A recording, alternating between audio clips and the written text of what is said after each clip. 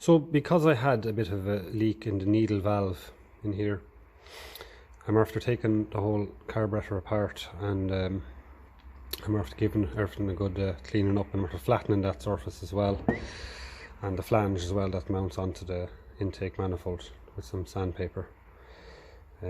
So yeah, I'm going to put it back. The needle valve does have, give the focus, a thick sealing washer, and that people often put two narrow ones to help it to lower it a bit, so that it lowers the amount of fuel in the float bowl in here. So that's one way that people get around the leaking that happens into the air intake pipe and out that little drain there.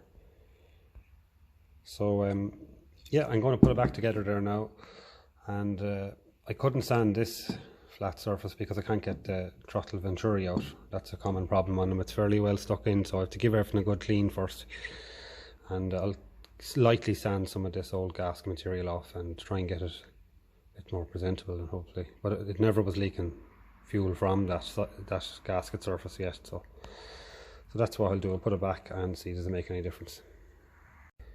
I'm after giving it a quick bead blast there as well, so just so it cleans it up. So I'm just thinking now, would it be a thing to do to lacquer it, maybe to preserve it, or I can always do that down the road. I suppose I'm only trying to get it working right first. I'm happy enough with that.